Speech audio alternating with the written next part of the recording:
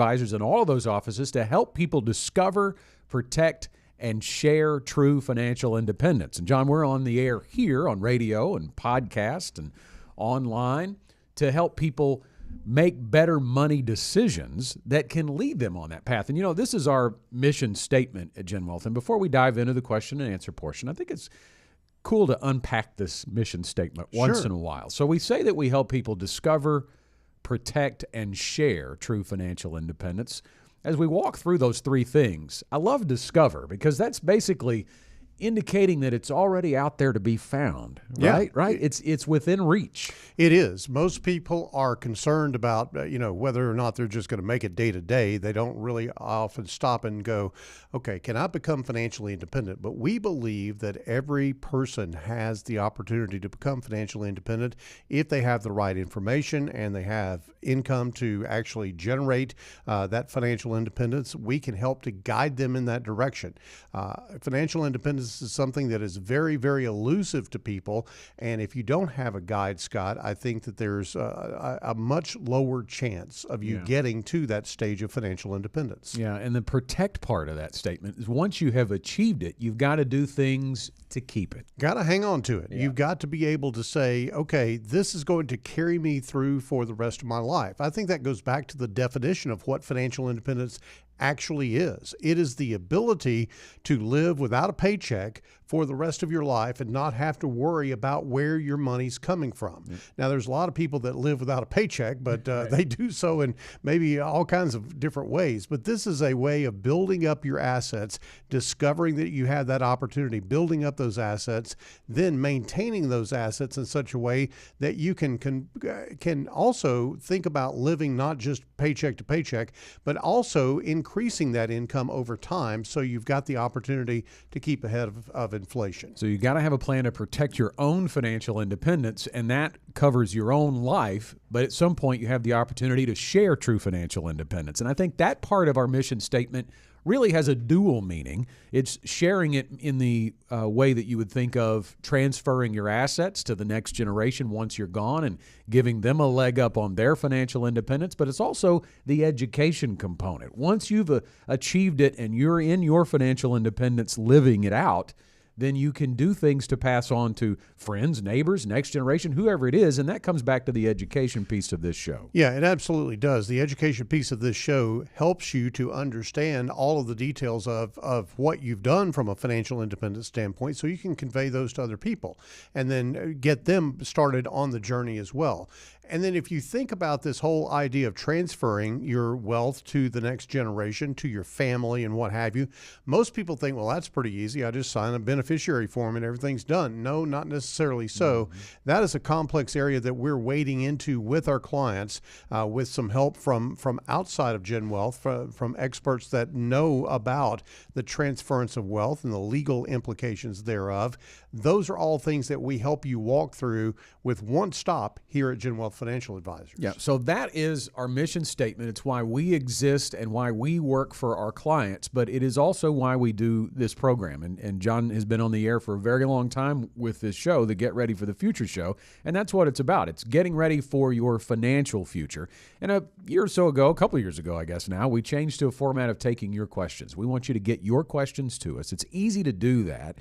You can call 501-381-5228 and leave us a voicemail. Just ask the question on the voicemail. You can shoot us a text at that number. You can also send an email to show@getreadyforthefuture.com. Anything that's on your mind money related, and we'll take it on, just like Dontel from Little Rock did. Here's our first question on today's show. What do I need to know when trying to decide to convert my current pre-tax money over to a Roth option? My employer is going to start offering a Roth option for our 401k, and I want to take advantage of that. Great opportunity here awaits, Dontel. And I think there's a clarifying point that we want to start with when he says, John, convert my current pre-tax money. We want to be clear that if you're really talking about converting, that is moving the pre-tax money into Roth money. If you're just talking about changing where your future contributions go, That's a much simpler process, and we can talk about that, and we will. But let's talk about the conversion, because I'm not sure that's what Dontrell's really asking here, John. But if it is, we want to make sure we cover that. So you've got an opportunity to convert traditional dollars to Roth dollars, either in a 401k or an IRA. And here is what you've got to understand about that process. You will owe taxes on any dollars that are converted from the traditional 401k pre-tax to an after-tax Roth contribution. So if you have, let's say, $50,000 in your 401k plan that you put in there before taxes, if you convert that to Roth, then you're going to owe taxes on that additional $50,000 on top of whatever taxes you're going to owe on your regular income. Now, if you've been getting a refund and you look like you're going to get a refund in the year that you make that conversion, then that refund may help you to absorb the tax impact of that conversion.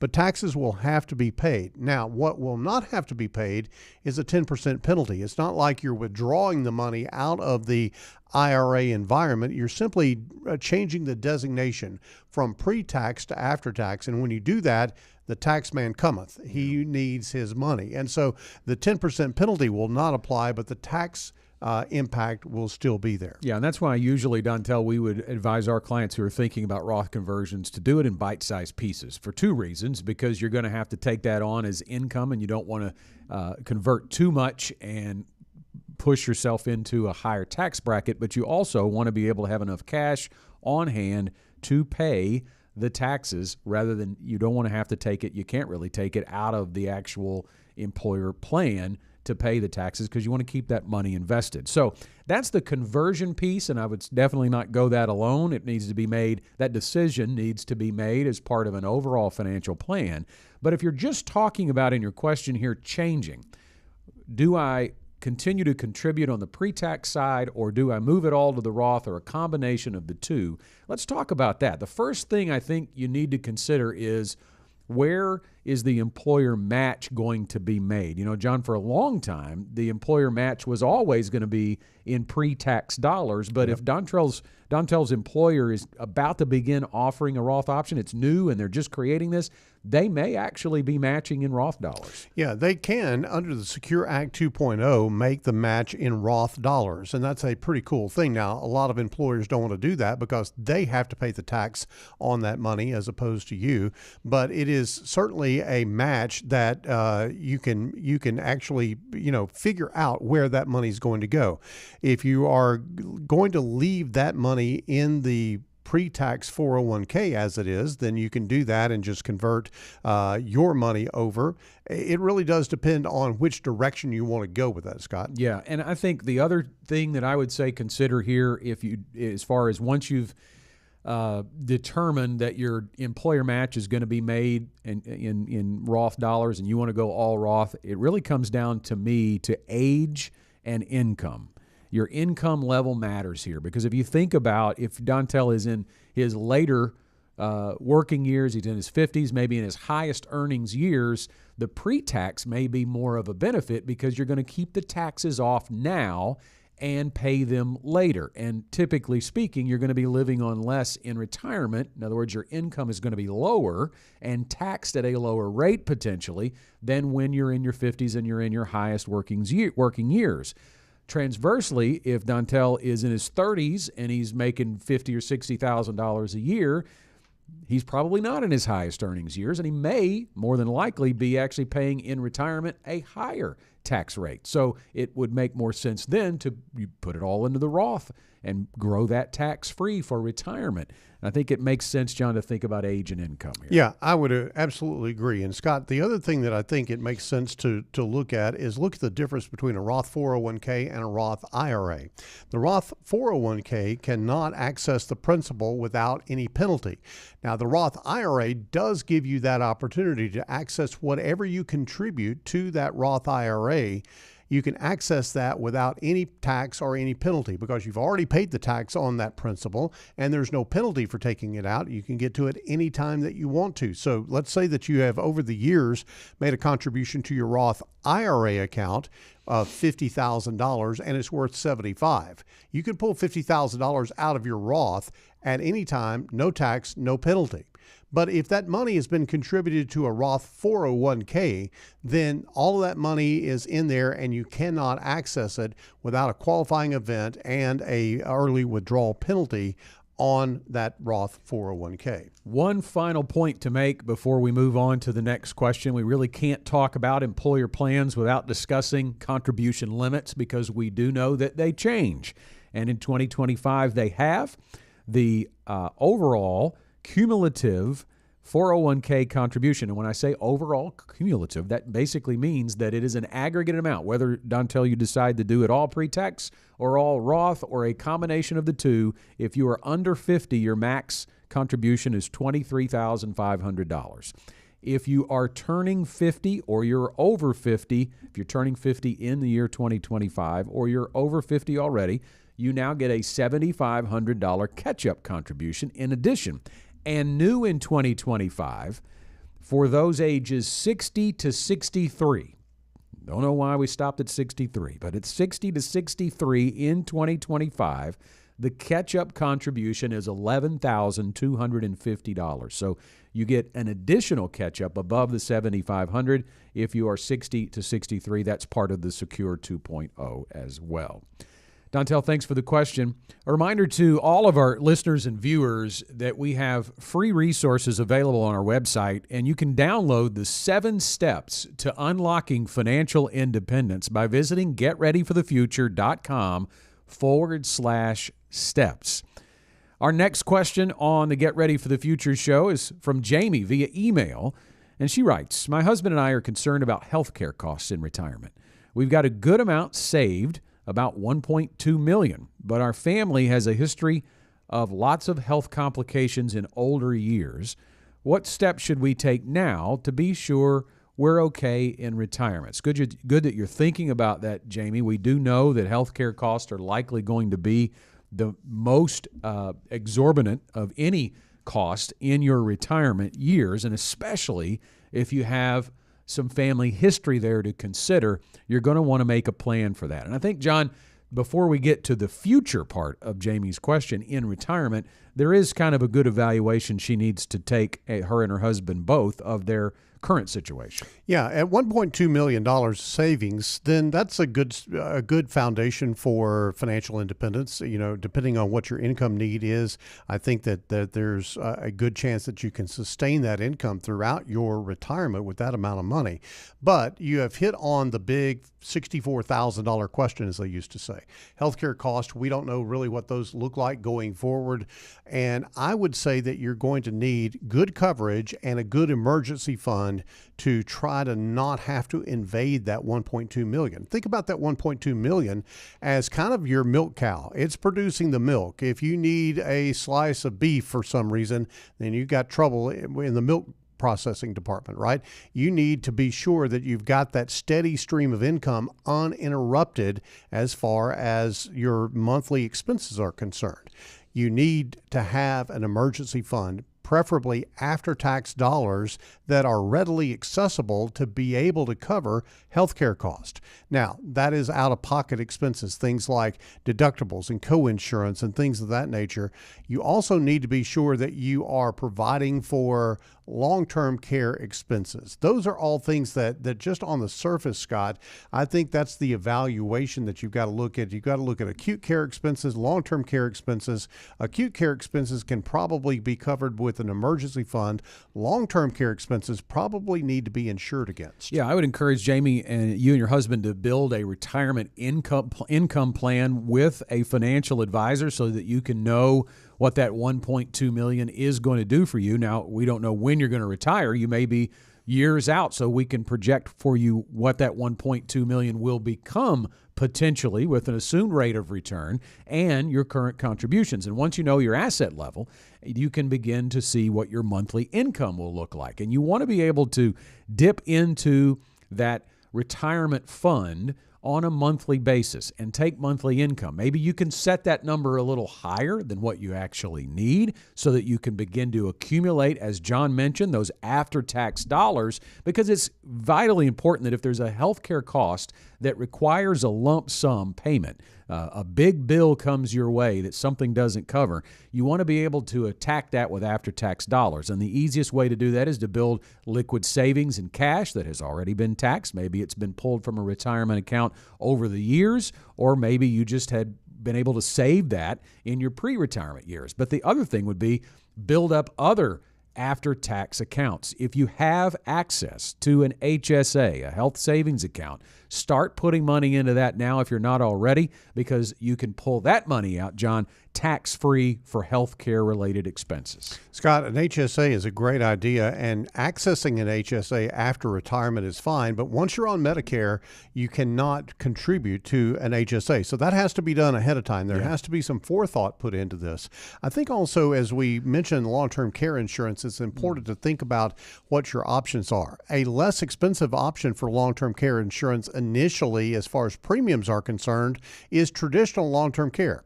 Traditional long-term care is a lot like health insurance. You pay your premiums. The premiums are subject to increase. Those types of things. We have seen tremendous increases in traditional long-term care insurance. And so we at GenWealth have stepped away from recommending traditional long-term care insurance unless you just can't afford anything else. What we tend to recommend is a hybrid life insurance long-term care policy, because you know what your costs are. You know what your benefit is. It's very set. It's very calculated. There is no price increase that's going to come into play like it would on traditional long-term care coverage. Well, you may say, John, I don't understand why the two would be different. One is based on claims experience, meaning that if the claims experience on traditional long-term care goes up, if more people are claiming against it, and baby boomers are claiming a lot on long-term care, then you're going to see those premiums go up. In terms of a life insurance long-term care policy, a life insurance is very pre-calculated. It's very static. And what a long-term care rider essentially does is it gives you a prepayment of the death benefit prior to death to cover long-term care expenses. And so there's no magic as far as the formula is concerned there. They don't have to worry about claims experience because it's not an open-ended policy. When their claim expires, when they've used all of the life insurance, then there's no more money there. That is the downside of a hybrid policy, but you have to be in the game in order to get the benefit. And if you're not able to pay the premiums because the premiums on traditional long-term care have gone up, then that's going to be a problem down the road. You need to look at the hybrid option if it is an option for you. Allows you to plan for the future when you know that premium is going to be level throughout. And I think the other piece to that is we like these policies too because they are for long-term care coverage, but it doesn't have to be a nursing home that you receive that long-term care from, because these policies will allow you to, if a doctor determines that you cannot perform 2 of the 6 activities of daily living, let's say you had a stroke and you can't bathe yourself or feed yourself, those would be 2 of the activities of daily living. And a doctor says, yes, that's true. In this case, Jamie cannot do that. Then this policy would begin to pay a monthly income to you, and you would be able to use that however you choose to do that. So it may be that you're able to stay at home. You may be able to pay someone to come and take care of you. You may be able to pay a spouse to take care of you because the spouse had to quit their job or are limited on their hours because they are now a caregiver. So it's way more flexible, I think, than many of the traditional long-term care policies. But it is best to tackle that ahead of time. And the way the question is phrased, John, I think it's pretty likely that they're probably in good health now, and they're talking about a future need. So when you talk about when we should address that long-term care and go in and try to get that coverage, all things being equal, if someone is pretty healthy or at least normally healthy, the age band is about 55 to 60. Yeah, I would say that that's the best time to begin to think about doing it. The older you get, the more problems you have. The older you get, the higher the premium is on either of the policies. And so you certainly want to be sure to look at this from a affordability standpoint and an access standpoint. Speaking of access, Scott, I think that we also have to think about the fact that, the presidential election has come and gone, and you have to think about what the Trump administration may or may not do as far as the Affordable Care Act is concerned.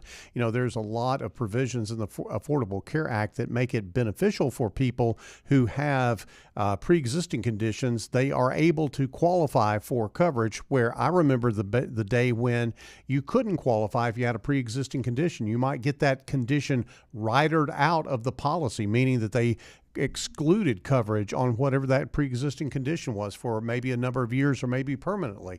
So there's a lot there that you have to kind of keep a watch on as far as the politics of this is concerned. However, when it comes to Medicare and Medicare supplement coverage, you will not be denied coverage as long as you have a timely enrollment.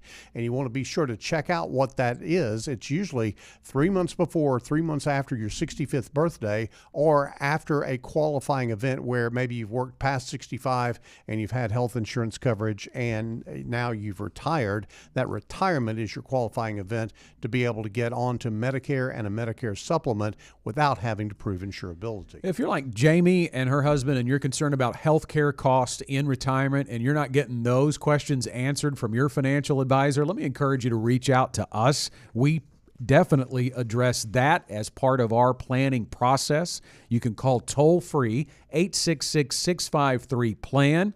That's 866-653-7526. And we will get you in touch with the GenWealth financial advisor to begin making your plan to address healthcare costs in retirement. In the meantime, we're going to name Jamie's question the question of the week. And we're going to send Jamie a free Get Ready for the Future show tumbler. All you have to do, Jamie, is email us to claim it. Send it to show@getreadyforthefuture.com. Next up, it's Justin from Bryant. How do you recommend preparing for short-term and medium-term savings needs? I've got my retirement plan set up, but what about expenses like my next car or helping a child purchase a home? Where should I keep that money? Well, that's an investment question, and it's a very good one, and we're going to get to that, Justin. But let's define first what you mean when you say I've got my retirement plan set up, because I do think very often people think their retirement plan is I have a 401k and I get an account statement and I'm contributing to my 401k. And man, in the last couple of years, it's been performing like gangbusters, right? And over a long period of time, I've seen some good growth. That's my retirement plan. If that is all you consider your plan, I would encourage you to dig a little deeper on that and look a little more granular. Build a written retirement plan to know if you're on track for financial independence. I think there's a great John Wooden quote. Big fan of John Wooden, and many in this generation don't even know who that is anymore, but he was a legendary basketball coach for the UCLA Bruins. They won so many titles, I can't even remember how many. I think it was like 7 straight back in the 70s. Bill Walton was a player for him. I got the chance to meet John Wooden years ago before his death, and I read a book that he gave me and signed, and he has so many great quotes. He has so many great quotes in that book, but one of the things that stuck with me that applies here is he said to his players at practice, don't mistake activity for achievement. And I think that's what people can get lured into doing, John, when they're throwing money to 401k. It's great they're doing that, but don't mistake activity for achievement. Yeah, absolutely. Justin, you got to be on track for retirement. This is one of those situations where you've got to put your mask on before you start helping the person beside you. And so the retirement thing is a big, big deal. Now, let's go ahead and answer your question. If it really all depends on your time horizon, where you keep that money. Let's take a car as an example. It really depends on how long you're planning on keeping your current car. Some people trade every 2 or 3 years. Then if that's the case, then any money that you're going to set toward that new car probably needs to be in a money market account. A money market account has very little, if any, risk to it. It's a very stable type program where you can pull money from it and basically a moment's notice, sort of like a savings account in a bank, except for the FDIC insurance.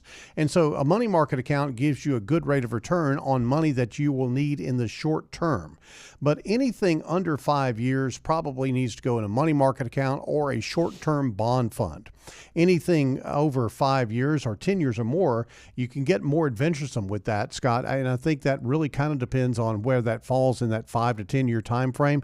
But I would say at least if anything is over 10 years in terms of your time horizon of when you're going to need the money, you can go to much more of a stock and bond or a balanced type fund to try to get a little bit better rate of return. Yeah, everything is about time horizon, and the reason for that is the more risk you take, there is the more potential for reward, but that risk can also lead to the loss of principal, at least in a shorter term. So if you have a goal that is 5 years or less, you don't want to put too much risk to principal. If you have 10 years, that looks a little bit different because we believe that time heals most wounds in the stock market. So if you have a downturn in year 3 or 4, we could give it plenty of time to recover. So I think working with a financial advisor, and that's the piece here I get to, Justin, is don't go it alone.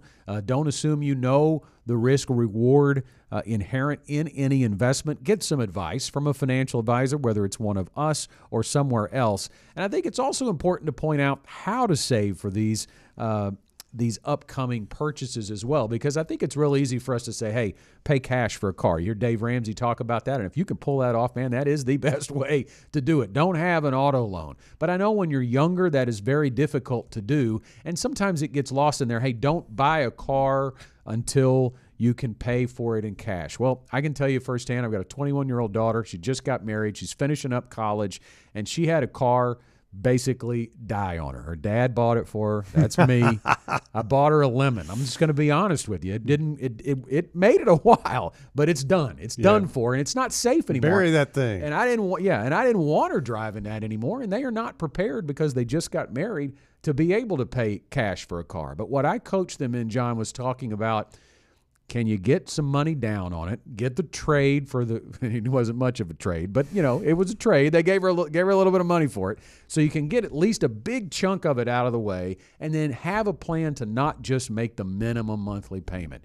Don't bite off so much loan that you're stretched to have to pay that monthly payment. Make sure the minimum monthly payment's easy to do, right? And so you can go above and beyond that, accelerate the payoff of that auto loan. And I asked them, I said, how long do you think you'll be keeping this car? Well, if they think they're keeping it for 5 years and they can pay off a 5-year loan in about 2.5 or 3, they can continue to make that monthly payment because they're already used to doing it and build the next cash fund for the next car. And maybe then they can begin to have cash for cars as part of their repertoire. Look, when you go to buy any big ticket item, cash is king. And if you got all the cash to pay for it, great. But even if you only have part of the cash, you still are in a much better negotiating position with that cash than you are going in saying, hey, could I get a loan for 98.6% of this thing or whatever? It puts you in a much better position. So cash is definitely the way to go.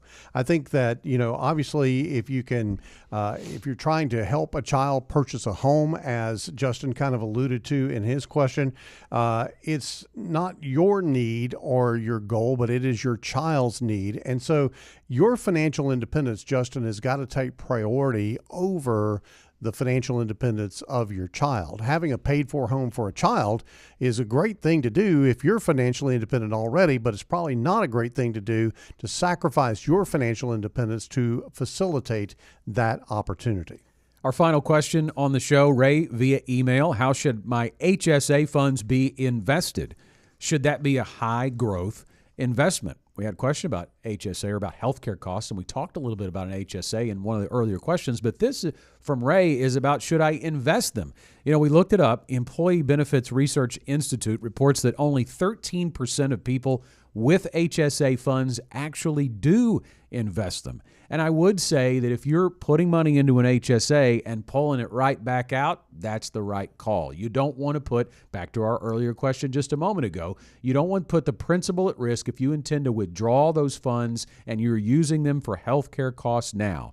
But the great benefit of an HSA is that if you can put more than you need now into that account, you can grow it over time and have tax-free funds available to pay healthcare costs in retirement. So If that's a long time off for you, Ray, if you've got 20 years on your time horizon before retirement, then I do think a high growth investment is appropriate.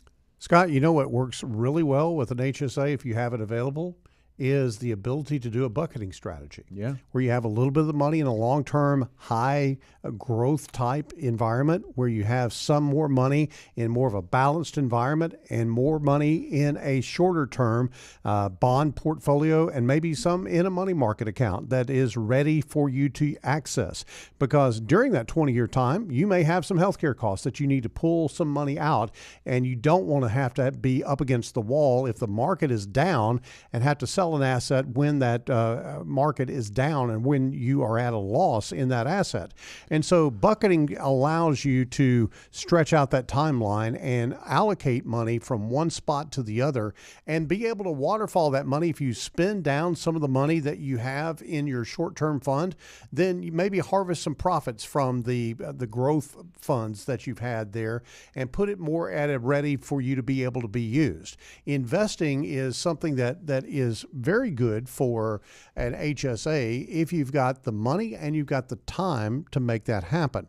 I think that the key there, Scott, as you mentioned earlier, is the relative time horizon of that person. Yeah, and a couple of notes to finish up with on the HSA too that you should be aware of is, you want to make sure that you're not so laser focused on covering your healthcare costs that you're cash poor, because you don't want to tap that money for non-health related reasons. Do not treat it as an emergency fund prior to age 65. Why? Because withdrawals would be taxed at ordinary income tax rates and penalized 20%. So you're giving away the money if you pull it out for a non-health related reason prior to age 65. Now, once you do reach age 65, it becomes a little more favorable. You can withdraw and use for any reason. It is still subject to ordinary income tax rates if it's a non-health reason, but you don't get penalized 20%. So it becomes more, just like about everything, it becomes more versatile later on once you get past those age mile markers, and in this case, age 65. Scott, I might point out, and we know this because we're actually utilizing an HSA here at GenWealth with some of our employees. Those employees have opted into a high deductible healthcare savings program. That's why they have the option of contributing to the HSA, is because they have a higher deductible than the folks who are on the standard healthcare program. So the HSA does come with an additional cost there that you have to save money to backfill against that higher deductible. Some great questions this week about those HSAs and about healthcare costs. Definitely a big piece to your retirement puzzle. And the overall written retirement income plan from GenWealth addresses that, as well as many other things. And you should be getting that from your financial advisor. You heard the bell there, John. We'll give you the final thought first. Scott, I think it would be easy for someone to kind of just take a look at GenWealth and go, oh, well, those are the retirement people. They deal with retirement income planning. They have the ready to retire process. But that's where you really kind of are led astray to some degree about the messaging there. Retirement is more than just producing cash flow income. Retirement is about things like taking care of healthcare costs, looking at things like, how is it that I'm going to pass this wealth that I have on to my family? How am I going to be able to deal with rising interest rates or rising inflation rates or whatever the case may be? You've got to look at all of the aspects of retirement, not just the income planning. And so that's why at GenWealth, we are comprehensive in our planning. Yes, we do lead with the retirement income plan, because unless you can pay the monthly bills, a lot of that other stuff doesn't even matter. So we're going to get the foundation taken care of first, and that is providing regular, predictable, dependable income to you on a monthly basis in retirement. And then we're going to address all of the other things that may be on your mind as far as retirement is concerned. We know many of you listen to the Get Ready for the Future show on radio or on podcast. You may not be aware that we have a YouTube channel, and you can subscribe to it and get exclusive content you can't find anywhere else to help you discover, protect, and share true financial independence. All you have to do is search for GenWealth Financial Advisors on YouTube, subscribe to our channel, and get started today with all of that. And that is all of the time we have for this week's Get Ready for the Future show. As always, we thank you for being a part of it with us. And if you have a question, get it to us. Don't be shy. You can leave a voicemail or just shoot us a text. The number's 501-381-5228. Any money-related question, we're here to answer, and we'll see you next week.